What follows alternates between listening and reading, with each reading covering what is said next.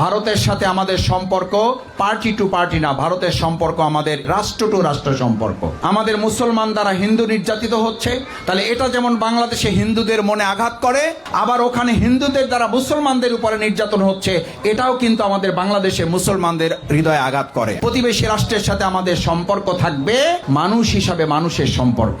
আমাদের সম্পর্ক থাকবে আমরা দলের ভিত্তিতে অথবা ধর্মের ভিত্তিতে আমরা কেউ কার উপর অত্যাচার নির্যাতন করব না। আমাদের মসজিদ যেমন হবে, সংস্কার হবে, মাদ্রাসা, স্কুল, কলেজ, ঠিক একই সাথে আমাদের মন্দিরগুলো সংস্কার হবে। আমাদের পার্শ্ববর্তী রাষ্ট্র ভারত নির্বাচন হয়েছে, পশ্চিমবঙ্গে অনেক কথা বলা হচ্ছে। আমরা পরিষ্কার বলি, ভারতে কি হচ্ছে ভারত সরকার সেটা দেখবে।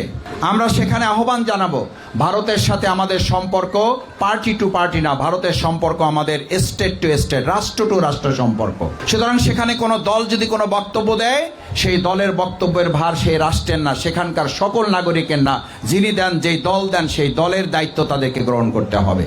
আমাদের প্রতিবেশী রাষ্ট্র হিসাবে 5+ স্টার রেটিং প্রাপ্ত দেশের সর্বোচ্চ বিদ্যুৎ সাশ্রয়ী ওয়ালটন এসি স্মার্ট কমফোর্ট এখন নেক্সট লেভেলে। তাদের পক্ষ থেকেও যেন কোনো উস্কানিমূলক বক্তব্য আমাদের প্রতিবেশীর মধ্যে কোনো সম্পর্কের ফাটল না ধরায়।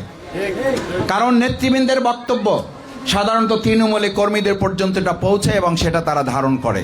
আমরা আশা করব আমাদের পার্শ্ববর্তী রাষ্ট্র এবং বিশেষ করে আমাদের পশ্চিমবঙ্গ, সেখানে নির্বাচিত হয়ে যারা এখন ক্ষমতায় বসেছেন, তাদের সাথে বাংলাদেশের সম্পর্কটা আমাদের যেমন ছিল তেমন থাকবে না, শুধু আমরা এই সম্পর্কটাকে আরো দৃঢ় করতে চাই।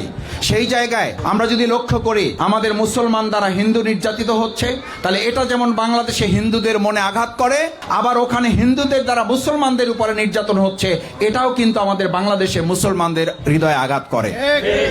এই বুঝ, এই উপলব্ধিটা আমাদের সবাইকে নিতে হবে। কারণ মানুষ তো আমরা, গোটা পৃথিবীর সমস্ত মানুষ তো আমরা একটা বডির মতো, একটা শরীরের মতো। আমাদের বাংলাদেশটা, গোটা পৃথিবীতে কোনো মানুষ কোথাও আঘাতপ্রাপ্ত হলে মূলত আমি আঘাতপ্রাপ্ত হই। সুতরাং সেই জায়গা থেকে আমি আশা করব প্রতিবেশী রাষ্ট্রের সাথে আমাদের সম্পর্ক থাকবে মানুষ হিসাবে মানুষের সম্পর্ক। আমাদের সম্পর্ক থাকবে আমরা দলের ভিত্তিতে অথবা ধর্মের ভিত্তিতে আমরা কেউ কার উপর অত্যাচার নির্যাতন করব না, বরং প্রত্যেককে মানবিক বিবেচনায় তার যে ন্যায্য অধিকার, সেই অধিকার প্রতিষ্ঠার জন্য আমরা কাজ করলেই কেবল আমাদের বাংলাদেশ এবং ভারতের সম্পর্ক ঐতিহাসিকভাবে আরও ভালো করা সম্ভব। এবং সেই ভালোটা আমাদের আসলে উভয়ের স্বার্থেই, ভারতের স্বার্থেও করতে হবে, আমাদের স্বার্থেও আমাদেরকে এটা করতে হবে।